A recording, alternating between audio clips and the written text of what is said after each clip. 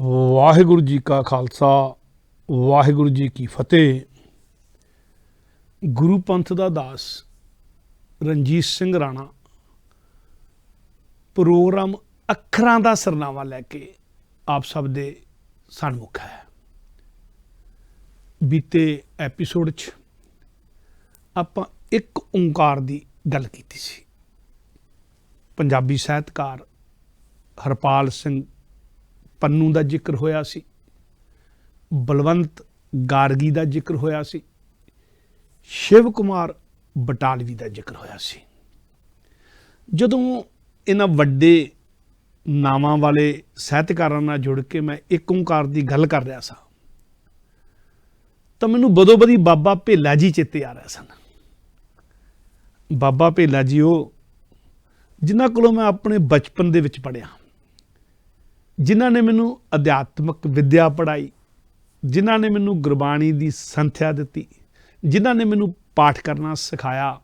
ਬੜੇ ਅਣਭਵੀ ਪੁਰਸ਼ ਸਨ, ਬੜੇ ਨਾਮਣੇ ਵਾਲੇ ਗੁਰਸਿੱਖ ਸਨ। ਬੜੀ ਵੱਡੀ ਗੱਲ ਸੀ ਉਹਨਾਂ ਦੀ ਸਾਡੇ ਇਲਾਕੇ ਦੇ ਵਿੱਚ, ਮੇਰੇ ਬਚਪਨ ਦੇ ਦਿਨਾਂ ਦੇ ਵਿੱਚ। ਇੱਕ ਓਂਕਾਰ ਨਾਲ ਜੁੜ ਕੇ ਉਹਨਾਂ ਦੀ ਗੱਲ ਯਾਦ ਇਸ ਕਰਕੇ ਆ ਰਹੀ ਸੀ ਕਿ ਇੱਕ ਓਂਕਾਰ ਦੇ ਜਿਹੜੇ ਅਰਥ ਬਾਬਾ ਭੇਲਾ ਜੀ ਨੇ ਕੀਤੇ ਸਨ, ਉਹਨਾਂ ਤੋਂ ਪਹਿਲਾਂ ਤਾਂ ਮੈਂ ਉਹੋ ਜਿਹੇ ਅਰਥ ਸੁਣੇ ਹੀ ਨਹੀਂ ਸਨ। ਬਚਪਨ ਸੀ, ਅਜੇ ਅਲੜ ਬਰੇਸ ਸੀ। ਪਰ ਉਦੋਂ ਬਾਅਦ 'ਚ ਵੀ ਉਸ ਸਮੇਂ ਤੋਂ ਲੈ ਕੇ ਅੱਜ ਤੱਕ ਤਕਰੀਬਨ 40 ਸਾਲ ਤੋਂ ਵੱਧ ਸਮਾਂ ਹੋ ਗਿਆ ਮੈਂ ਸਿੱਖ ਸਟੇਜਾਂ 'ਤੇ ਵਿਚਰਿਆ। ਦੁਨੀਆ ਭਰ ਦੇ ਵਿੱਚ ਜਿੱਥੇ ਵੀ ਸਿੱਖੀ ਦੀ ਗੱਲ ਹੋਈ ਉੱਥੇ ਘੁੰਮਣ ਫਿਰਨ ਦਾ ਮੌਕਾ ਮਿਲਿਆ। ਵੱਡੇ ਵਿਦਵਾਨਾਂ ਨਾਲ, ਵੱਡੇ ਜਥੇਦਾਰਾਂ ਨਾਲ, ਵੱਡੇ ਨਾਵਾਂ ਵਾਲਿਆਂ ਨਾਲ, ਵੱਡੇ ਸਾਹਿਤਕਾਰਾਂ ਨਾਲ ਬੈਠਣ ਦਾ ਮੌਕਾ ਮਿਲਿਆ। ਯੂਨੀਵਰਸਿਟੀਆਂ ਤੋਂ ਲੈ ਕੇ ਪੰਥ ਦੀਆਂ ਵੱਡੀਆਂ ਸਟੇਜਾਂ 'ਤੇ ਵਿਚਰਨ ਦਾ ਮੌਕਾ ਮਿਲਿਆ। ਪਰ ਜਿਹੜੇ ਅਰਥ ਬਾਬਾ ਭੇਲਾ ਜੀ ਨੇ ਕੀਤੇ ਸੀ ਉਹ ਮੈਨੂੰ ਉਦੋਂ ਬਾਅਦ ਕਿਤੇ ਹੋਰ ਤੋਂ ਨਹੀਂ ਸੁਣੇ। ਸੋ ਮੈਂ ਚਾਹੁੰਦਾ ਬਾਬਾ ਭੇਲਾ ਜੀ ਦੀ ਗੱਲ ਆਪ ਸਭ ਨਾਲ ਸਾਂਝੀ ਕਰ ਲਵਾਂ। ਕਿੱਦਾਂ ਗੱਲ ਆਰੰਭ ਹੋਈ ਸੀ, ਪਹਿਲਾਂ ਉਹਦੀ ਗੱਲ ਕਰ ਲੈਂਦੇ ਹਾਂ। ਪੂਰਾ ਵੇਰਵਾ ਦੇਖੇ। ਸਨ 1976-77 ਦੀ ਗੱਲ ਹੈ। ਸਾਡੇ ਪਿੰਡ ਵਿੱਚ ਉਨੀ ਦਿਨੀ ਭਾਈ ਅਮਰਜੀਤ ਸਿੰਘ ਜੀ ਨਿਸ਼ਕਾਮ ਸੇਵਾ ਦੇ ਤੌਰ ਤੇ ਗੁਰੂ ਕੇ ਵਜ਼ੀਰ ਦੀ ਸੇਵਾ ਕਰ ਰਹੇ ਸਨ। ਭਾਈ ਅਮਰਜੀਤ ਸਿੰਘ ਜੀ ਬਾਅਦ ਵਿੱਚ ਵੱਡਾ ਨਾਂ ਬਣਿਆ। ਸ਼ਬਦ ਸੁਰਤ ਕੇਂਦਰ ਉਹਨਾਂ ਨੇ ਚਲਾਇਆ। ਸ਼੍ਰੀ ਗੁਰੂ ਗ੍ਰੰਥ ਸਾਹਿਬ ਜੀ ਦੇ 10 ਪੋਥੀਆਂ 'ਚ ਆਪਣੇ ਅੰਦਾਜ਼ 'ਚ ਅਰਥ ਕੀਤੇ। ਗੁਰਮਤਿ ਦੇ ਨਾਲ ਜੁੜੀਆਂ ਹੋਈਆਂ ਤਕਰੀਬਨ ਛੋਟੇ ਵੱਡੇ ਪਾ ਕੇ 100 ਦੇ ਨੇੜੇ ਤੇੜੇ ਟਰੈਕਟ ਲਿਖੇ। ਤੇ ਉਹਨਾਂ ਦੀ ਆਪਣੇ ਆਲੇ ਦੁਆਲੇ 'ਚ ਆਪਣੀ ਤਰ੍ਹਾਂ ਦੀ ਇੱਕ ਵਿਲੱਖਣ ਪ੍ਰਤਿਭਾ ਸੀ। ਇਹ ਗੱਲ ਵੱਖਰੀ ਕਿ ਉਹਨਾਂ ਨੇ ਆਪਣੇ ਆਲਾ ਦੁਆਲਾ ਜਿਹੜਾ ਦਾਇਰਾ ਸੀ ਬਹੁਤ ਛੋਟਾ ਰੱਖਿਆ, ਉਸੇ ਦਾਇਰੇ 'ਚ ਵਿਚਰੇ। ਉਹਨਾਂ ਦੀ ਗੱਲ ਕਰਨ ਦਾ ਅੰਦਾਜ਼ ਵੀ ਆਪਣਾ ਸੀ, ਵਿਵਾਕ ਸੀ, ਕੁਛ ਅੜੀਖੋਰਾ ਵੀ ਸੀ। ਇਸ ਕਰਕੇ ਸ਼ਾਇਦ ਜਿੱਡੀ ਵਿਦਵਤਾ ਦੇ ਉਹ ਮਾਲਕ ਸਨ, ਜਿੱਡੇ ਗਿਆਨ ਦੇ ਉਹ ਮਾਲਕ ਸਨ, ਜਿੱਡੀ ਸਾਧਨਾ ਦੇ ਉਹ ਮਾਲਕ ਸਨ, ਓਡੀ ਗੱਲ ਨਹੀਂ ਹੋ ਸਕੀ।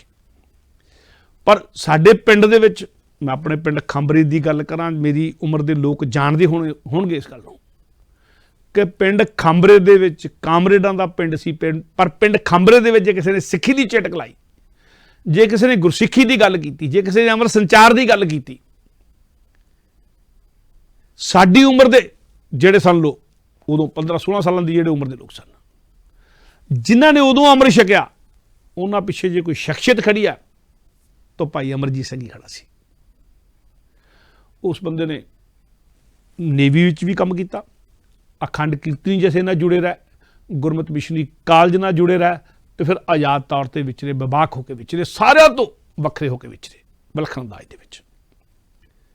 ਉਹਨਾਂ ਦੀ ਗੱਲ ਕਿਸੇ ਦਿਨ ਫਿਰ ਕਰਾਂਗਾ, ਕਰਨੀ ਬਣਦੀ ਹੈ। ਉਹ ਸਾਡੇ ਪਿੰਡ ਨੇਵੀ ਤੋਂ ਆਏ ਸਨ, ਤਾਜ਼ੇ ਬੜਾ ਪੈਸਾ ਕਮਾ ਕੇ ਆਏ ਸਨ। ਪਿੰਡ 'ਚ ਗ੍ਰੰਥੀ ਨਹੀਂ ਸੀ, ਕਹਿੰਦੇ ਮੈਂ ਗ੍ਰੰਥੀ ਦੀ ਸੇਵਾ ਕਰਾਂਗਾ ਪਰ ਕੋਈ ਪੈਸਾ ਨਹੀਂ ਲਵਾਂਗਾ, ਨਿਸ਼ਕਾਮ ਸੇਵਾ ਤੌਰ ਤੇ ਕਰਾਂਗਾ। ਉਹ ਗੁਰਮਤ ਲਹਿਰ ਉਹਨਾਂ ਚਲਾਤੀ, ਜਿਹੜਾ ਸਾਲਖੰਡ ਉਹਨਾਂ ਨੇ ਉਹ ਸੇਵਾ ਕੀਤੀ। ਸਾਡਾ ਪਿੰਡ ਗੁਰਮਤ ਗਿਆਨ ਦੀਆਂ ਗੋਸ਼ਟੀਆਂ ਦਾ ਕੇਂਦਰ ਬਣ ਗਿਆ। ਰੋਜ਼ ਹੀ कोई ना कोई सज्जन बाहरों भी आया रहिंदा, पिंड दे विचों विद्वान पैदा होने शुरू हो गए, पिंड दे विच गल्लां होण लग पईयां और कोई ना कोई सज्जन बाहरों भी आया रहिंदा, कोई महापुरुष आया रहिंदा, कोई विद्वान आया रहिंदा। गुरमत बारे, गुरबाणी के अर्थां बारे, इतिहास बारे गोष्ठियां होंदियां। सवेरे शाम दीवान लगदे। पिंड दे विचों ही बड़ी वड्डी शख्सियत हुई है, वड्डे बंदे होए, उन्हां दा नाम उड्डी सत्कार नाल भी लेना चाहिए। सरदार अवतार सिंह दलेर बड़े वड्डे नामने वाले साहित्यकार सन, खोजी साहित्यकार सन। लोक गीतां ते उन्हां दा काम जिद्दां दा उन्हां ने कीता सी, उदों पहलां शायद उदां दा काम नहीं सी। उन्हां दी किताब छपी सी, लोक गीत बनतर ते विकास। तो उन्हां दी उस किताब नूं भाषा विभाग पंजाब ने छपवाया भी सी ते इनाम भी दिता सी।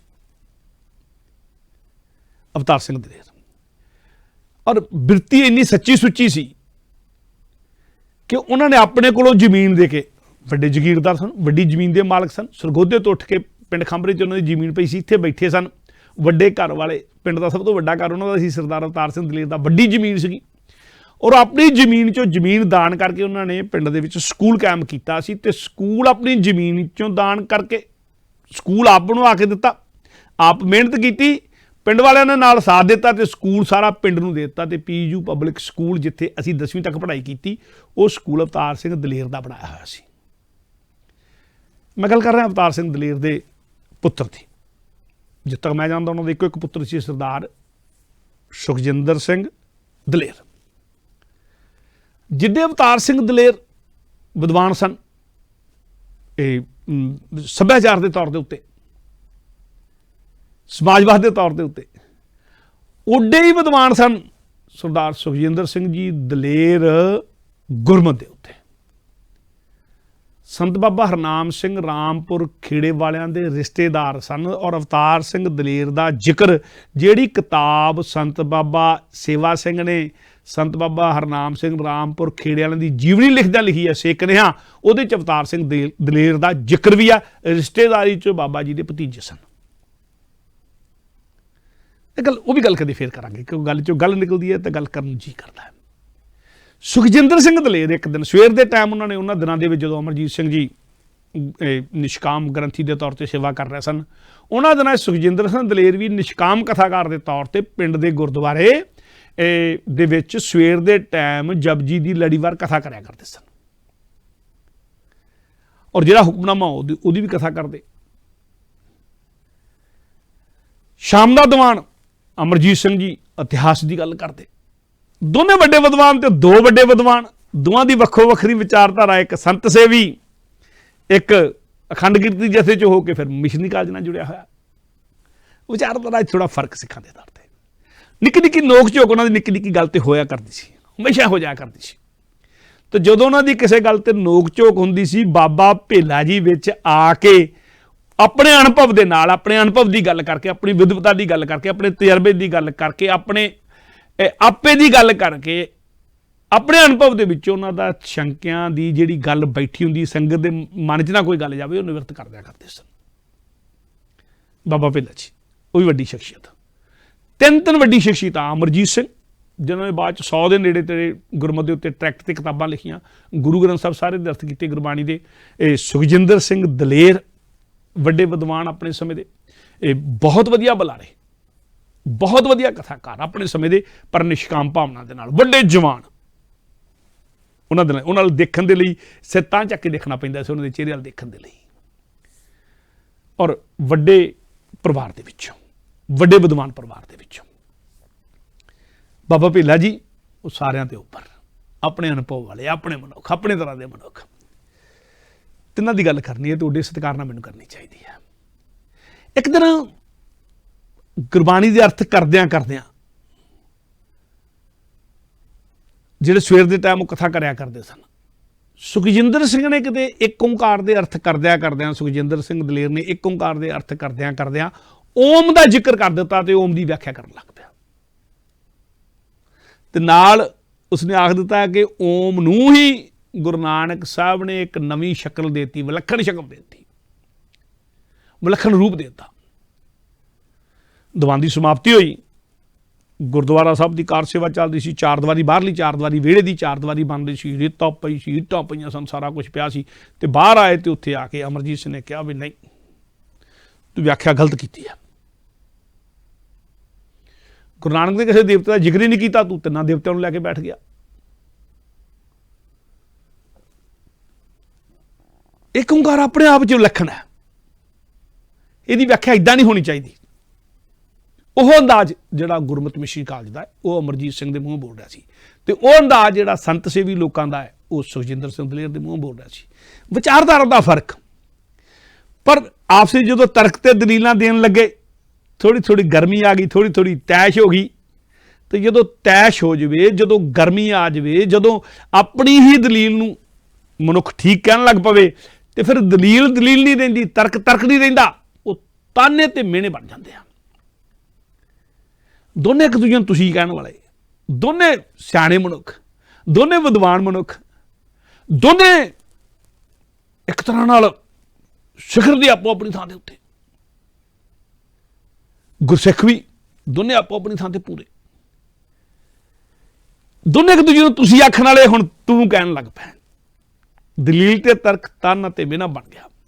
ਤੇ ਜਦੋਂ ਤੁਸੀਂ ਤੋਂ ਤੂੰ ਤੇ ਗੱਲ ਆ ਜਾਵੇ, ਆਲੇ ਦੁਆਲੇ ਕਿਸੇ ਦੀ ਹਿੰਮਤ ਨਹੀਂ ਸੰਗਤ ਦੇ ਵਿੱਚੋਂ ਉਹਨਾਂ ਦੀ ਗੱਲ ਟੁੱਕ ਸਕੇ। ਦੋਨੇ ਬੇਬਾਕ ਔਰ ਦੋਨੇ ਥੋੜੇ ਥੋੜੇ ਅੜੀ ਖੋੜੇ ਵੀ, ਔਰ ਦੋਨੇ ਵਿਦਵਤਾ ਦੇ ਸਿਖਰ ਦੇ ਉੱਤੇ ਖੜੇ ਹੋਏ ਵੀ, ਵਿਦਵਤਾ ਦੇ ਸ਼ਾਇਦ ਥੋੜਾ ਬੜਾ ਗਰਵ, ਥੋੜਾ ਬੜਾ ਹੰਕਾਰ ਉਹਦੇ ਉੱਤੇ ਵੀ ਖੜੇ ਹੋਏ। ਔਰ ਜਿਹੜੇ ਜਾਣਦੇ ਨੇ, ਜਿਨ੍ਹਾਂ ਨੇ ਮੇਰੀ ਉਮਰ ਦੇ ਲੋਕ ਹੋਣਗੇ, ਜਾਣਦੇ ਹੋਣਗੇ ਸੁਖਜਿੰਦਰ ਸਿੰਘ ਦਲੇਰ ਨੂੰ ਵੀ ਤੇ ਅਮਰਜੀਤ ਸਿੰਘ ਨੂੰ ਵੀ।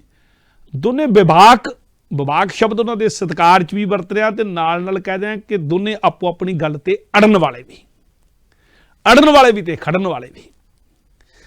ਤੇ ਜਦੋਂ ਤੁਸੀਂ ਤੋਂ ਤੂੰ ਤੇ ਗੱਲ ਆਈ ਤੇ ਕਿਸੇ ਦੀ ਹਿੰਮਤ ਨਹੀਂ ਉਹਨਾਂ ਦੇ ਵਿੱਚ ਕੋਈ ਖੜਾ ਹੋ ਸਕੇ, ਗੱਲ ਕਰ ਸਕੇ, ਤੇ ਉਦੋਂ ਬਾਅਦ ਜਦੋਂ ਤੁਸੀਂ ਤੇ ਤੂੰ ਤੋਂ ਗੱਲ ਹੁੰਦੀ, ਉਦੋਂ ਗਾਂ ਫਿਰ ਕੀ ਰਹਿ ਜਾਂਦਾ? ਗਾਲੀ ਗਲੋਚ, ਤਾਨਾ ਮਿਹਣਾ, ਤੇ ਫਿਰ ਉਦੋਂ ਬਾਅਦ ਹੱਥੋਂ ਪਾਈ।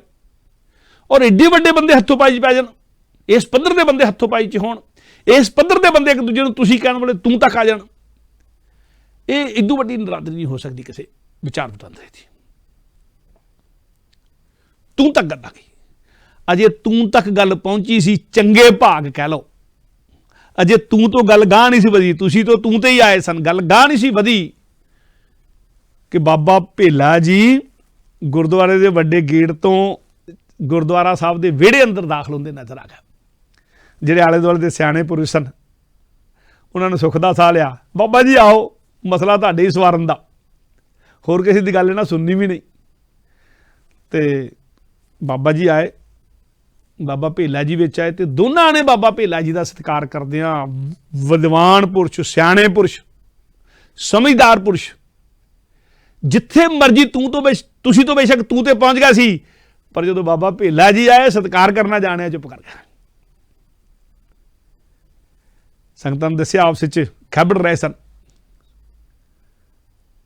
ਤੇ ਕਹਿੰਦੇ ਬਾਬਾ ਜੀ ਗੱਲ ਤਾਂ ਕੋਈ ਵੱਡੀ ਨਹੀਂ ਸੀ, ਇਹ ਬੰਦਾ ਇੱਕ ਓਂਕਾਰ ਦੇ ਇਹ ਅਰਥ ਕਰਦਾ ਸੀ, ਤੇ ਮੈਂ ਕਹਿੰਦਾ ਸੀ ਇਹ ਅਰਥ ਹੈ। ਅਮਰਜੀਤ ਸਿੰਘ ਨੇ ਗੱਲ ਤੋਰ ਲਈ, ਤੁਸੀਂ ਨਿਰਣਾ ਕਰ ਦਿਓ। ਸੁਖਜਿੰਦਰ ਸਿੰਘ ਦਲੇਰ ਨੇ ਵੀ ਆਖਿਆ, ਬਾਬਾ ਜੀ ਜੋ ਕਹਿ ਦੇਣਗੇ, ਬਾਬਾ ਭੇਲਾ ਜੀ ਜੋ ਕਹਿ ਦੇਣਗੇ, ਅਨੁਭਵੀ ਪੁਰਸ਼ ਨੇ, ਨਾਮ ਜਪਣ ਵਾਲੇ ਨੇ, ਜੁੜੇ ਹੋਏ ਨੇ, ਜੋ ਕਹਿ ਦੇਣਗੇ ਮੈਂ ਵੀ ਪ੍ਰਵਾਨ ਕਰ ਲਾਂਗਾ, ਉਹ ਸਾਂਝੀ ਗੱਲ ਹੋ ਜਾਏਗੀ। ਹੁਣ ਜੇ ਗੱਲ ਬਾਬਾ ਭੇਲਾ ਜੀ ਨੇ ਨਿਬੇੜਨੀ, ਤੇ ਬਾਬਾ ਭੇਲਾ ਜੀ ਦੇ ਤਾਂ ਫਿਰ ਆਪਣੀਆਂ ਰਮਜਾਂ। ਗੁਰਦੁਆਰਾ ਸਾਹਿਬ ਦੀ ਮੈਂ ਕਹਿ ਰਿਹਾ ਸੀ, ਚਾਰ ਦੀਵਾਰੀ ਦੀ, ਬਾਹਰਲੀ ਚਾਰ ਦੀਵਾਰੀ ਦੀ ਉਸਾਰੀ ਚੱਲ ਰਹੀ ਸੀ, ਸੇਵਾ ਚੱਲ ਰਹੀ ਸੀ। ਵਿਹੜੇ 'ਚ ਕੁਛ ਇੱਟਾਂ ਪਈਆਂ ਸਨ, ਕੁਛ ਰੇਤਾ ਪਿਆ ਸੀ, ਕੁਛ ਮਿੱਟੀ ਪਈ ਸੀ। ਬਾਬਾ ਜੀ ਨੇ ਆਪਣੇ ਹੱਥ ਦੇ ਨਾਲ ਇੱਕ ਮਿੱਟੀ ਦੀ ਢੇਰੀ ਨੂੰ ਬਿਲਕੁਲ ਸਾਫ਼ ਕੀਤਾ, ਪੱਧਰੀ ਕੀਤਾ, ਤੇ ਨਾਲ ਆਖਣ ਲੱਗੇ, ਢੇਰੀ ਲੱਗੀ, ਸਾਫ਼ ਕਰੀ ਜਾਂਦੇ, ਤੇ ਨਾਲ ਆਖੀ ਜਾ ਰਿਹਾ ਵੀ ਤੁਸੀਂ ਵੱਡੇ ਵਿਦਵਾਨ, ਤੁਸੀਂ ਪੜ੍ਹੇ ਲਿਖੇ, ਤੁਸੀਂ ਕਿਤਾਬਾਂ ਦੀ ਗੱਲ ਕਰਨ ਵਾਲੇ, ਤੁਸੀਂ ਟੀਕਿਆਂ ਦੀ ਗੱਲ ਕਰਨ ਵਾਲੇ, ਤੁਸੀਂ ਫਲਸਫਿਆਂ ਨੂੰ ਜਾਣਨ ਵਾਲੇ। ਮੈਂ ਅਨਪੜ੍ਹ ਬੰਦਾ, जो कुछ अनुभव विच आया वो आखना है। मैं तो सीधे सीधे अखर देख के सीधी सीधी गल कर सकदा, सीधे सीधे सामने अखर देख के सीधी सीधी गल कर सकदा। फलसफियां की गल मैनूं आउंदी नहीं, तो सीधे सीधे अखर देखने लई अखर वालवां। ते बाबा भेला जी ने एक ओंकार वा दिता, पहला एका, फिर खुले मूँह वाला ऊड़ा, ते फिर उत्ते उहदे कार। साफ कीती दिता, एक ओंकार लिख दिता। लो जी, मैं देख के हुण गल कर सकदा इन्हां वेले। बाबा भेला जी आखन लगे सीधी सीधी गल, जो मेरे सामने वो गल, जो मैनूं नज़र आउंदी आ वो गल। मैनूं फलसफा तो आउंदा नहीं, जो मेरे अनुभव विचों आ रहा है, जो मैनूं दिस रहा है, जो मेरी दृष्टि विच है वो गल, जो मेरे दृष्टिकोण बन रहा वो गल, जो सामने देख रहा वो गल। ते बाबा भेला जी ने एक जिहड़ा वाया सी मूले, कहंदे अंकां विचों सब तो पहला एक। दो तरह की विद्या है ना, एक अंक, दूजा अखर। दुनिया च किसी भी चीज का मुलांकन करना होवे, जां अंकां विच होवेगा जां अखरां च होवेगा, तीजी कोई विद्या नहीं। दुनिया की कोई भी विद्या लैनी होवे, किसी भी बोली च लैनी होवे, जां अंकां विच होएगी जां अखरां विच होएगी, जां दोवां नूं जोड़ के होएगी।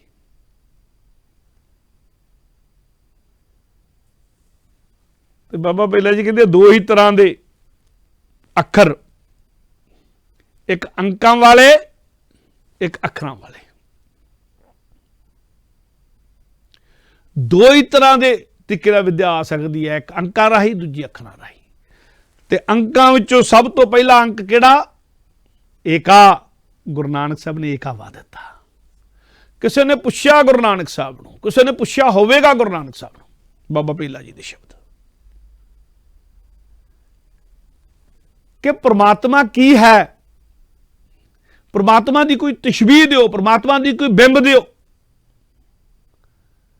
तो गुरु नानक साहब ने आख दिता एका वा कि अंकां विचों भी सब तो पहले, उदू पहले कुछ नहीं, उदू पहले जीरो। सब तो अंकां विच भी सब तो पहला एका। तो जे किते अखरां विच देखना है, दो ही तरह की विद्या होंदी, एक अंकां वाली, एक अखरां वाली। दो ही तरीके ने मुलांकन दे, वो अंकां विचों भी सब तो पहला ते अखरां विचों भी सब तो पहला। इत्थे आके बाबा भेला जी रोका, सारे आले दुआले खड़े, समेत सुखजिंदर सिंह दलेर ते समेत भाई अमरजीत सिंह, होर सारे। मैनूं कुछ ना याद उन्हां च, बड़े सत्कारयोग नाम ने साडे पिंड दे। कदी कदी उन्हां दी गल करांगे जो हो सकी तां। बड़ा कुछ उन्हां बजुर्गां पात्रां तो बड़ा कुछ सिੱਖਿਆ जा सकदा जिहड़े साडे वड्डे सन। अज उदां दे मनुख नहीं रहे, अज उदां दीयां मतावां भी नहीं रहियां जिन्हां दी गोद च बैठ के सिੱਖੀ जा सकदी सी।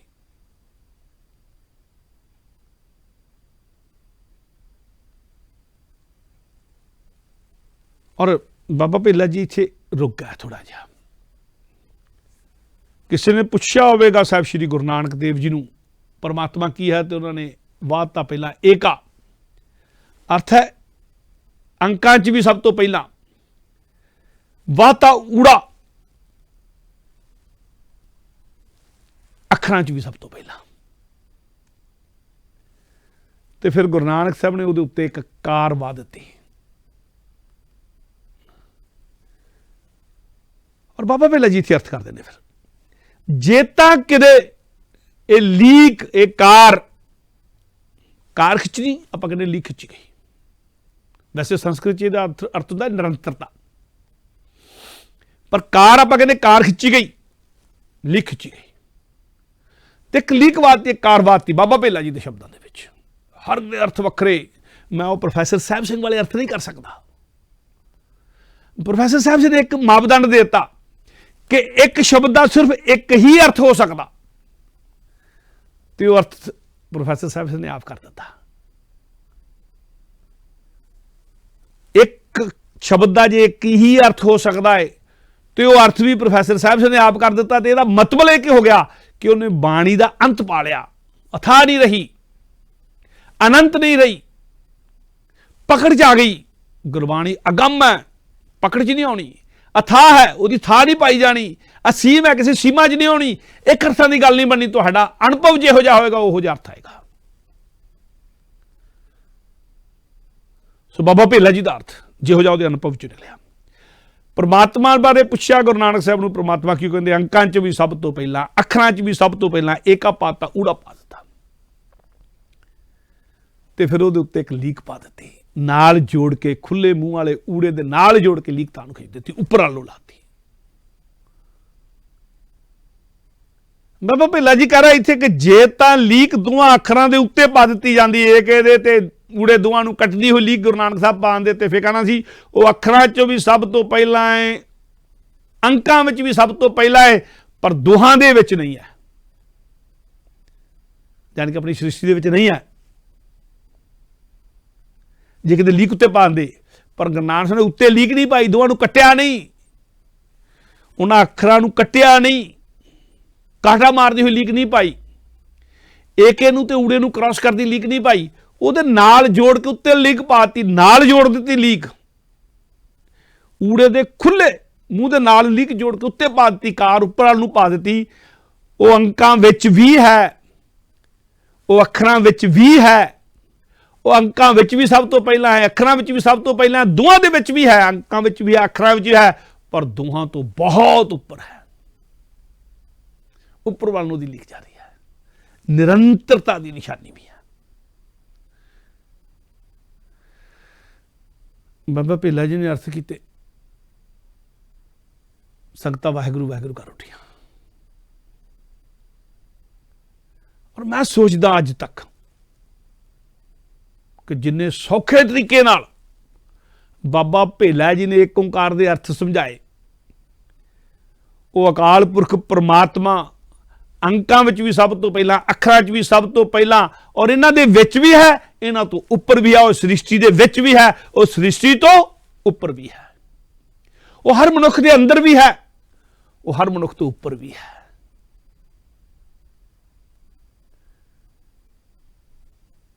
इन्नी सौखी तरीके नाल गल, और बिना किसी पहला मिथे हुए फलसफे नूं आधार बनाए तो बिना, बिना किसी साखी सुनाए तो बिना, बिना किसी पहला बड़े हुए मापदंड नूं लै तो बिना, सौखे शब्दों के सामने रख के जिदा बाबा भेला जी ने अर्थ किए, मैं 40 साल तो बाद उदा अर्थ नहीं एक ओंकार दे सुने, और जिन्ने स्पष्ट अर्थ ने उडे स्पर्श अर्थ भी मैनूं बाज नहीं लगे। और सुखजिंदर सिंह दलेर ने भी एक ओंकार नूं मत्था टेक दिता, अमरजीत सिंह ने भी एक ओंकार नूं मत्था टेक दिता, बाबा भेला जी ने बाकी सारिਆਂ ने भी मत्था टेक दिता एक ओंकार नूं। सो एक ओंकार नूं नमस्कार करते हुए, उस अकाल पुरख परमात्मा नूं नमस्कार करते हुए, जो अंकां च भी सब तो पहला है, अखरां च भी सब तो पहला है, और इन्हां तो उपर भी है, बहुत उपर है, हर मनुख दे विच भी है, हर मनुख तो उपर भी है। उन्हां नूं नमस्कार करते हुए, इस एक ओंकार नूं नमस्कार करते हुए, मैं अज दी इस वार्ता नूं विश्राम बख्शदा जी। वाहिगुरू जी का खालसा, वाहिगुरू जी की फतेह।